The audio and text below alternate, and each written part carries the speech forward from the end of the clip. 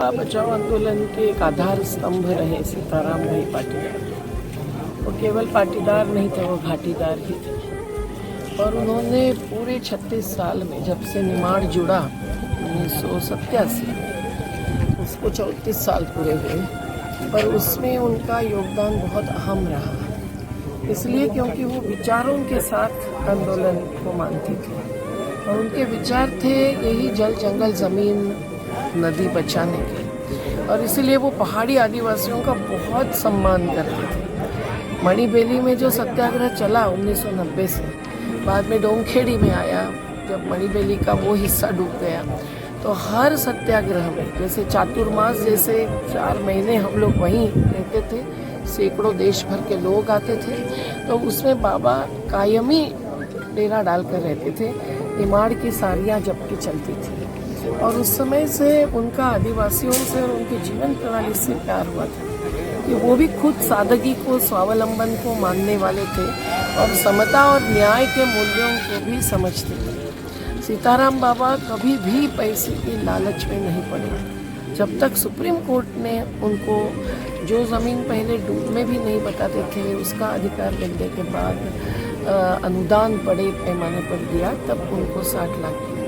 अपने परिवार को भी वो बार बार यही समझाते थे कि पैसे की लालच नहीं रखना है। और इसीलिए उनका आज जो पुनर्वास आया है लोगों ने, उसमें ऐसे जो लालची नहीं रहे, ऐसे ही लोगों का योगदान रहा है। सीताराम बाबा ने सबसे ज़्यादा पुलिसों से मार खाया है, चाहे वो धुलिया में हो चाहे अन्य जगह पर। जब धुलिया में रहमल वसावी की हत्या हुई थी, तब वो अकेले ही शहीद है नर्मदा आंदोलन के, जो पुलिस के गोली से मारे गए। तो उसके बाद की रैली में 200 लोगों को जख्मी किया था महाराष्ट्र की पुलिसों ने, इसमें सीताराम भाई अहम थे। और फिर हमारे साथ धुलिया के जेल में रहे, फिर भोपाल में अनशन में 26 दिन के रहे, बुजुर्ग होते हुए रहे और कभी भी वो तैयार रहते थे, चाहे धरना हो, चाहे रैली हो, चाहे अनशन हो। जब नर्मदा का राजघाट में घाट बन रहा था पवन भाई की अगुवाई से, तब वहाँ कायम दिन रात डेरा डालने वाले भी सीताराम भाई थे। और राजघाट में जब सत्याग्रह आया अंतिम वर्षों में, तब राजघाट में मेरे साथ रात को भी रुकने वाले सीताराम भाई खास थे। एक बार वहाँ उनको हार्ट अटैक जैसा आया तो हम दौड़ के कैसे वैसे वहाँ व्यवस्था की गए, अस्पताल में बड़वानी से इंदौर भेजा गया।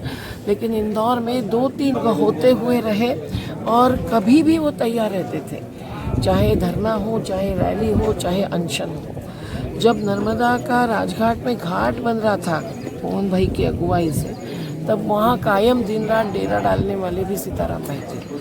और राजघाट में जब सत्याग्रह आया अंतिम वर्षों में, तब राजघाट में मेरे साथ रात को भी रुकने वाले सीताराम भाई खास थे। एक बार वहाँ उनको हार्ट अटैक जैसा आया तो हम दौड़ के कैसे वैसे वहाँ व्यवस्था की गए, अस्पताल में बड़वानी से इंदौर भेजा गया।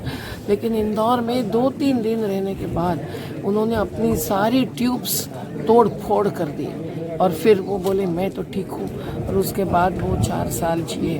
तो सीताराम भाई में एक हिम्मत भी थी और ताकत भी थी, पर खास करके उनकी खासियत थी उनके माँ से पाई हुई धरोहर, और वो थी छोटे छोटे मुहावरे, कहावतें और कहानियाँ बताने की। जब बहुत ही चोटी पर चर्चा जाती थी अधिकारियों के साथ या मंत्रियों के साथ, तब भी सीताराम भाई चुपचाप बोलते थे मैं बोलूं। मालूम था वो ऐसी कहानी सुनाएंगे जिस अर्थ सुनते ही जिसका अधिकारी भी विनम्र हो जाएंगे, और वैसा ही वो करते थे।